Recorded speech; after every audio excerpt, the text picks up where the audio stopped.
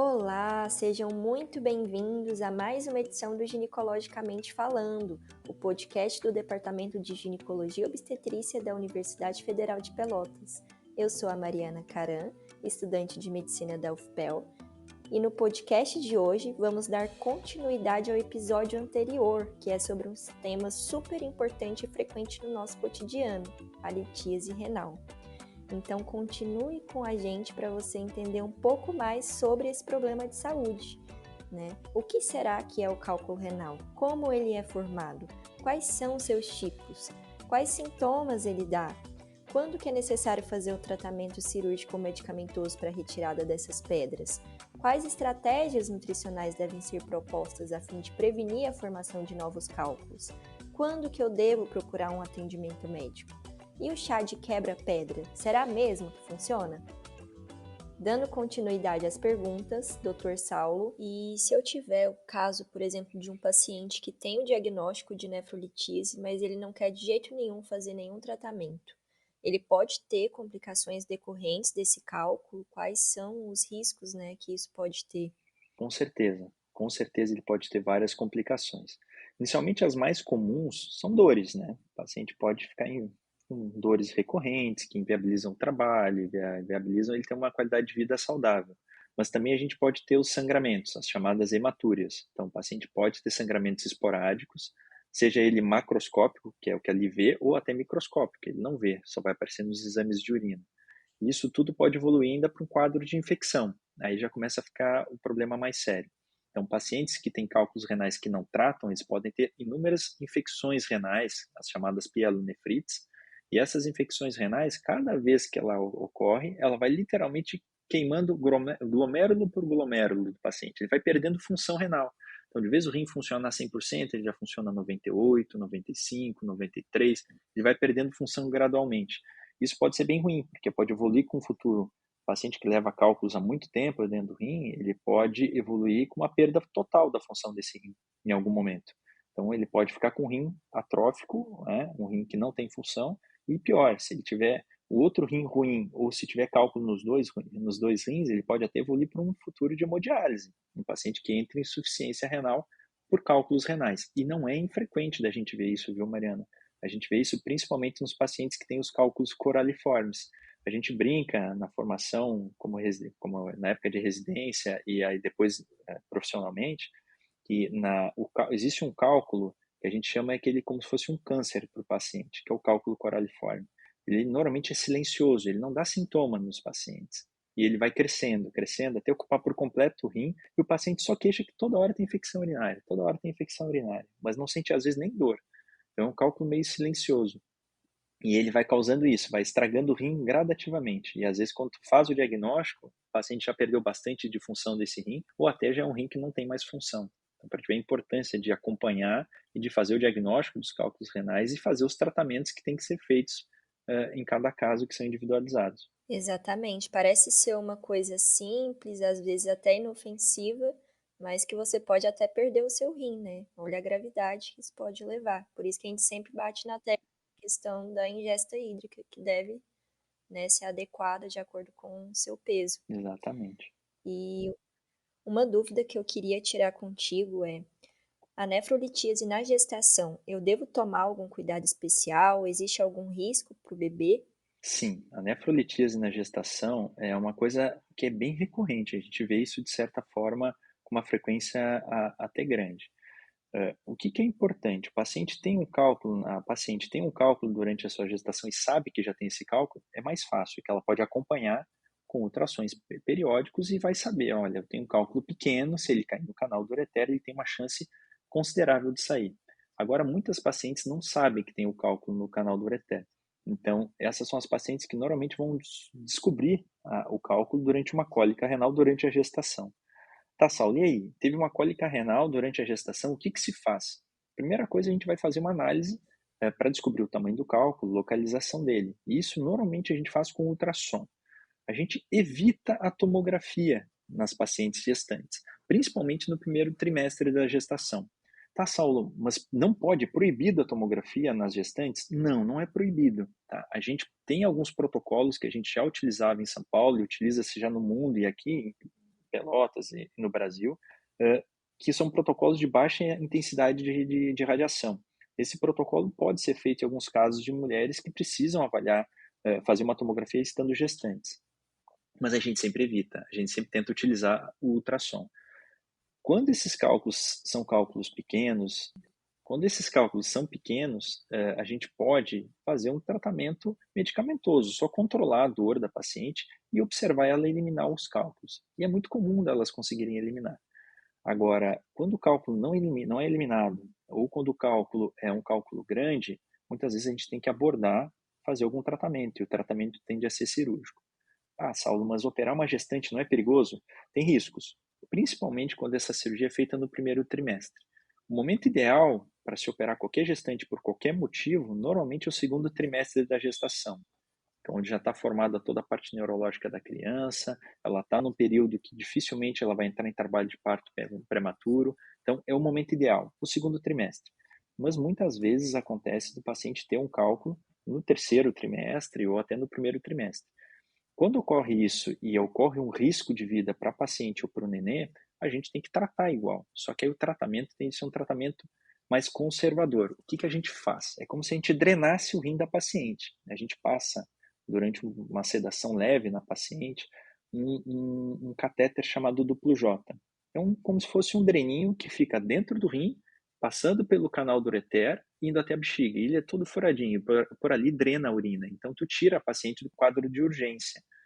Esse catéter duplo J tu pode passar, às vezes, no início da gestação, esperar essa paciente ter toda a formação do nenê, e lá no terceiro trimestre, depois que nascer, aborda, depois do nascimento, faz o tratamento do cálculo, ou se trata até no segundo trimestre da gestação.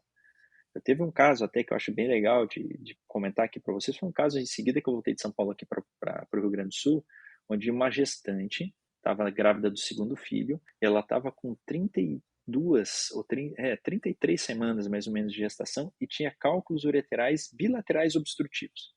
Ou seja, ela estava num período gestacional que não é o ideal de se fazer o tratamento, mas ela estava com quadro de sepse urinária, né, infecção urinária, com uma obstrução ureteral dos dois lados, evoluindo com piora de função renal. O que que a gente faz? A gente não tinha muita escolha. A gente fez uma abordagem dos dois ureteres, passou o catéter nos dois ureteres, tiramos ela da fase aguda da infecção e, junto com o pessoal da gineco, a gente conseguiu evitar que ela entrasse no risco maior, que seria de trabalho de parto prematuro.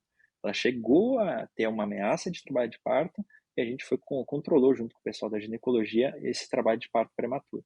Ela ficou super bem, fechou as 39 semanas, nasceu o rapazinho. Hoje ele deve estar com quase 2 anos, se eu não me engano, 2 para 3. E depois de 2 meses, 3 meses da gestação, a gente programou a cirurgia e fez o tratamento por dentro do canal, flexível, para tratar tanto o cálculo do lado direito quanto o cálculo do lado esquerdo. Ela ficou super bem. Mas tu vê o medo que dá, né? Mas a gestante hoje é extremamente seguro com as tecnologias que a gente tem acesso de tratar. Só é importante ela ter o acompanhamento com o ginecologista, ter o acompanhamento, se tiver cálculo com o urologista, para, se tiver algum problema, ser feita a abordagem de forma bem precoce. Nossa, muito interessante. Que bom que ficou tudo bem, né? Deve ser assustador, assim, para a gestante ter que passar por tudo isso, ainda mais no final da gestação, né? Com certeza. E existe um conhecimento popular acerca do chá de quebra-pedra. Eu, pelo menos, já ouvi É. minha avó falar isso quando era criança, mas não entendia muito bem para que servia, né? De que ele é feito? Ele realmente funciona? Se eu tiver o diagnóstico de nefrolitíase, eu devo tomar esse chá de quebra-pedra? Então, o chá de quebra-pedra é famoso, é bem antigo, na verdade, né? Ele já é utilizado como tratamento tanto para cólicas renais, como também para diminuir a formação dos cálculos há mais de 2000 anos, ou seja, é coisa bem antiga mesmo. Eh, Qual que é a ideia, e era a ideia da utilização desse chá? Ele tem o intuito de prevenir e tratar a formação de cálculo, mas não é bem assim, tá? Mas qual que é a vantagem dele? Ele é um chá barato, ele é um chá que tem poucos efeitos colaterais. Só que tem vários estudos que fizeram já para avaliar a utilização do chá de quebra-pedra, para saber se ele realmente melhora, diminui a chance de formação de cálculos, né? Infelizmente, não tem nenhum trabalho que realmente mostre que ele realmente melhora. Não, usar o chá de quebra-pedra vai resolver o meu problema. Então, o mecanismo de ação desse chá ainda ele é bem desconhecido, mas se acredita que ele faz uma inibição na agregação dos cristais de oxalato de cálcio, ou seja, de oxalato de cálcio. Talvez não seria nem para os outros cálculos, né? Talvez para esse cálculo ele possa ter alguma vantagem. Só que nenhum estudo clínico randomizado, bem escrito, bem delineado, mostrou eficácia nele. Né? Alguns estudos que foram feitos, eles utilizaram, por exemplo, como controle o ultrassom. E o ultrassom é um bom exame para a gente conseguir realmente quantificar o quanto que melhora a formação do cálculo. Como eu falei no início, o ultrassom ele não é tão sensível, tão específico de determinar tamanho das pedras e tudo mais. Mas é muito utilizado esse chá. A gente não contraindica a utilização, né, nos pacientes no geral, a gente só realmente vai contraindicar o uso desses chás nas gestantes. Aí sim, não deve ser utilizado esse tipo de chá, que pode ocasionar alguns riscos maiores durante a gestação. Mas sim, é bem conhecido o chá de quebra-pedra. A gente brinca que o legal do chá é quando o paciente tome água. Se ele quiser tomar um pouco do chá, a gente não vê grandes problemas, mas o que é mais importante é a ingestão de água. Outra discussão, assim, que eu sempre vejo na mídia e aproveitando essa onda, né, de suplementação de vitaminas agora que tá crescente, né, a gente vê várias blogueiras divulgando esses polivitamínicos, vitamina C, enfim. É verdade que consumir a vitamina C em excesso ou outras vitaminas aumenta a probabilidade de formação de cálculo renal? Com certeza. É muito comum o paciente passar nas farmácias e falar assim, não, todo dia eu tomo um polivitamínico. Só que, na verdade, as vitaminas, a gente tende a adquirir elas de forma natural, na alimentação, não sendo suplementadas, né? Essa suplementação de forma feita indiscriminada por vários profissionais, às vezes não médicos até, com certeza podem causar problemas. E a mais comum delas é a vitamina C, né, o ácido ascórbico, que é a pastilha para diminuir a chance de gripe, né, que o pessoal adora. Qual que é o problema?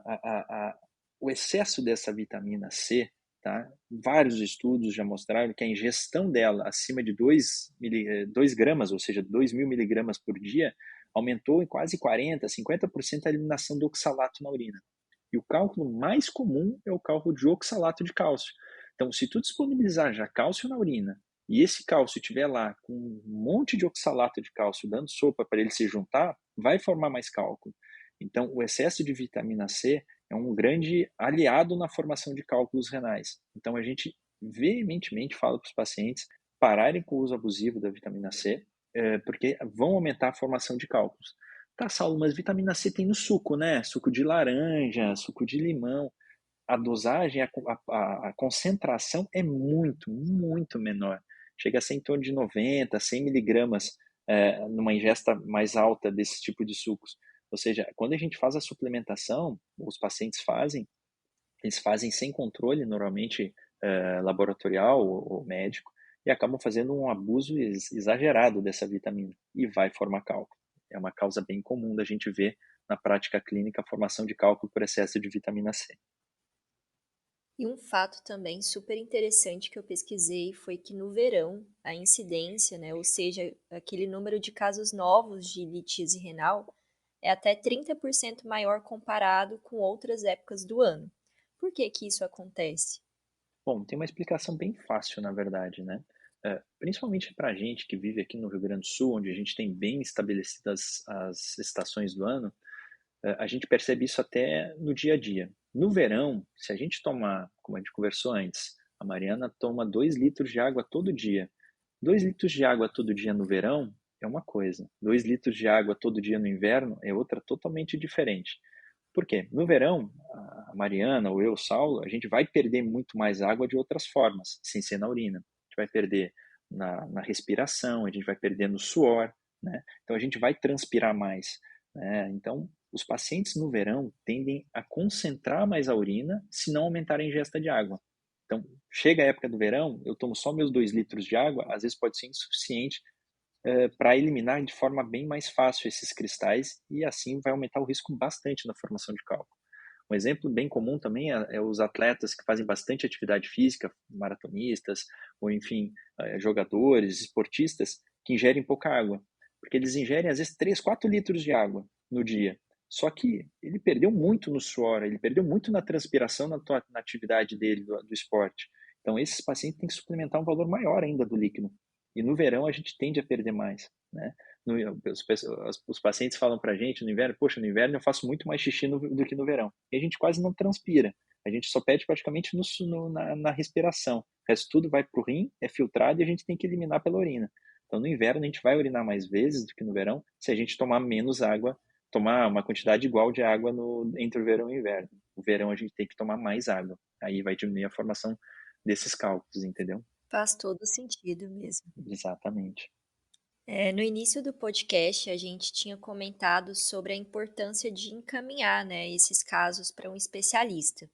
Qual seria a diferença entre um urologista e um nefrologista, né? Qual seria a função desses especialistas em relação ao cálculo renal? Quando eu devo procurar um ou outro? Então, na verdade, eles são 2 especialidades que se complementam demais, né, a gente anda literalmente de mão dadas, o urologista e o nefrologista. A diferença mais importante entre os 2 é que o urologista trata de forma cirúrgica o cálculo, o nefrologista só faz o tratamento clínico, que é fenomenal. O nefrologista consegue orientar muito o paciente dos cuidados que ele tem que ter, e na investigação do porquê dos cálculos, qual o tipo de cálculo que ele formou, qual que é a melhor dieta, a melhor conduta para minimizar a formação do cálculo, isso tanto o urologista quanto o nefrologista fazem. Então, qualquer paciente que tenha cálculo renal, ele pode tanto acompanhar com o nefrologista como com o urologista. A diferença é que quando esse cálculo já não é um cálculo que vai necessitar apenas do tratamento clínico, ele vai precisar de um manejo cirúrgico, aí ele vai realmente passar junto com o urologista também, para ele instituir o tratamento cirúrgico mais adequado para cada caso. Mas são especialidades que trabalham juntos. Na verdade, se o paciente puder escolher um, escolhe qualquer um dos dois e vai estar muito bem servido. O importante é ele poder escolher um deles, né? Certo, é verdade. E para finalizar o nosso podcast, Dr. Saulo, quais orientações você daria para a prevenção do surgimento de novos cálculos? Pô, legal, hein? Esse é aquela parte do slide que o professor para e fala assim: agora todo mundo para e olha bem para esse slide e copia, porque são as coisas, são os pontos chaves de toda a aula. Então, assim, primeira coisa que a gente quer, quando o paciente muitas vezes passa, ontem, toda essa semana, a quantidade de pacientes que eu tratei de cálculo, todos eu falei a mesma coisa. A primeira coisa que a gente vai fazer é resolver o problema, no caso de urgência, que tem que tratar a pedra, né. Mas depois, qual que é o nosso principal papel? Minimizar a formação dos cálculos ou até fazer com que o paciente evite de formar novos cálculos. Vários trabalhos nos mostraram que mais ou menos 50% dos pacientes que nunca tiveram cálculos, tiveram o primeiro caso de cálculo, vão ter um outro cálculo em menos de 5 anos. Ou seja, quem teve um cálculo, metade vai ter um outro cálculo daqui a 5 anos. Poxa, a gente tem que minimizar isso, entendeu? Ou evitar que o paciente forme novos cálculos, ou até fazer com que esses cálculos, se forem formados, sejam microcálculos que sejam eliminados na urina. E como é a forma mais fácil, mais barata e mais eficaz para eliminar os cálculos e diminuir a formação dos cálculos? Sabe qual que é, Mariana? Qual? É água. É água. É o método mais barato e que mais vai ajudar a diluir os cristais e fazer com que o paciente não forme cálculos. Então, esse é o tratamento mais barato na prevenção do cálculo renal, né? Uma ingestão adequada de água. Não adianta eu ingerir 1 litro de água e achar que, poxa, como eu formo cálculo, eu queria não formar. Então, tem que mudar o seu perfil de hidratação. Tem que tomar mais água, né? Eu brinco com os pacientes que chegam no consultório, que eu faço isso na prática, né? Eles veem que eu estou sempre com uma garrafinha de 1 litro do lado da minha mesa, enquanto eu estou atendendo, eu estou tomando água o dia inteiro. Então a gente vai se Tem que hidratando. ser o exemplo. Exato, a gente vai se hidratando. E uma forma de ver bem como é que está a tua hidratação é ver a cor da tua urina. Se a tua urina está clarinha, quase transparente, uma cor bem clarinha, tu está te hidratando bem. Quando aquela urina já está mais forte, mais concentrada, com odor mais forte, é porque tu está provavelmente tomando muito pouco líquido. Então, melhor tratamento inicial, como a primeira opção, é ingerir bastante quantidade de água, em torno de 30 a 40 ml por quilo. Esse é o volume ideal para nós, homens e mulheres. Mas também tem outras coisas que a gente pode tomar. Tem pacientes que chegam para mim, poxa, Saulo, eu não consigo tomar água. Então a gente pode fazer diferente, pode tomar água saborizada. Aquela água que tu bota uma folhinha de hortelã, tu bota uma rodela de laranja, umas fatias de morango, isso vai deixar a água com um saborzinho bacana e tu vai conseguir tomar melhor e vai tomar a quantidade de líquido que tu precisa. Sucos também são interessantes, principalmente suco de laranja e suco de limão. Só tem um porém, dos sucos, né? eles são calóricos, né? Quanto mais suco tu toma, mais caloria tu está ingerindo. Então, às vezes, tu pode mudar um problema para outro, né? Acumular mais gordura, mais peso. E no caso do limão, o pessoal pesa na mão do açúcar. Então, pode atrapalhar um pouquinho. Então, o suco é importante, mas a fonte de hidratação tem que ser a água. Então, por exemplo, como tu comentou ali, tu pesa 50 quilos. Tu teria que estar ingerindo em torno de 1,5 litro a 2 litros de água por dia. Eu, que peso quase 90, eu teria que estar ingerindo em torno de 2 litros e 700 até 3 litros e meio de água.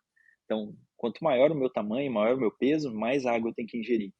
Então, a gente não pode se basear, não, eu tomo 2 litros, todo mundo é só tomar 2 litros e está resolvido. Não, cada um Exato. vai responder um pouco diferente de cada caso, né? E outra coisa que é também bem simples que podem fazer é otimizar as atividades, né? Cuidar mais do seu bem-estar, ter uma boa alimentação, isso tudo tem um valor extremamente importante. Vamos lá, a segunda coisa que a gente pode fazer para prevenir o cálculo, também é uma coisa fácil, tá? É diminuir a ingesta de sal. Hoje a gente sabe que o ideal de sal a ser ingerido é em torno de 4 a 5 gramas. Quando a gente vai, eu faz tempo que não vou, mas quando a gente vai naquelas lojinhas de fast food ou em restaurantes que tem aqueles envelopezinhos de sal, cada um daqueles lá tem 1 grama. Ou seja, a gente deveria comer no máximo 5 gramas, 5 saquinhos daquele por dia, né? Então, é uma quantidade pequena. Muitas pessoas salgam, ainda mais aqui no Rio Grande do Sul, salgam bastante a carne, os alimentos, e esse excesso de sal vai aumentar a formação de cálculo. E não adianta a gente trocar, não, agora eu compro sal light, né, ou sal do Himalaia.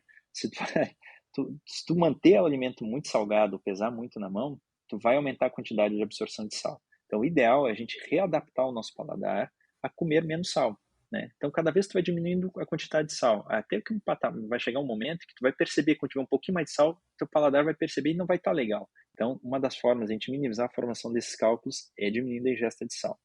Outra coisa, já falando do Rio Grande do Sul, a Mariana não é do Rio Grande do Sul, né, Mariana? Tu é da onde? Não, sou de Goiás. Ah, mas Goiás gosta também. Churrasco, carne.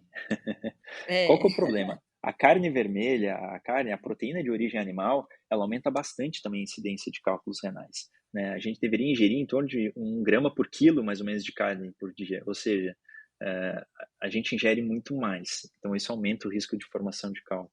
O que a gente pode também fazer para minimizar? Além de diminuir o sal, diminuir a água, diminuir a carne, né?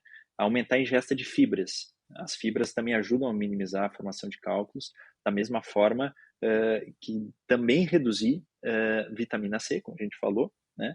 E alimentos de cor escura, folhas principalmente, como espinafre, rúcula, né? Esses alimentos de folha escura, eles têm muito oxalato, como nozes e o maior desespero das mulheres, que é o cacau, né, no chocolate. Isso aí tem oxalato. Isso aumenta a formação de cálculo também. Então, excesso de cacau, excesso de espinafre, nozes, são alimentos que podem aumentar a captação de oxalato e também fazer com que o paciente tenha mais cálculos. E vemos para talvez o outro método de diminuir a formação de cálculo que, na verdade, vai ajudar na qualidade de vida geral do paciente, que é uma mudança de estilo de vida. Um estilo de vida mais saudável, com atividade física, uma alimentação regrada, balanceada, bem organizada e com uma boa hidratação, vai mudar muito na vida do paciente.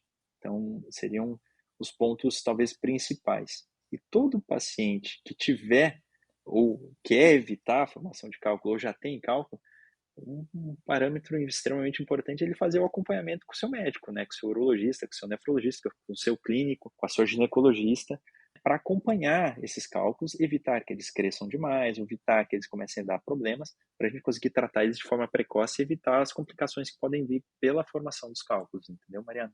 Entendi, perfeito. Esclareceu assim com todos os detalhes. Essas orientações em geral a gente dá para todos os pacientes, não só os que já tiveram histórico de cálculo renal, né? Todos esses hábitos saudáveis. E eu gostaria muito de te agradecer, doutor Saulo, muito obrigada por ter topado o convite de participar do podcast, por esclarecer tantas dúvidas pertinentes aí da galera.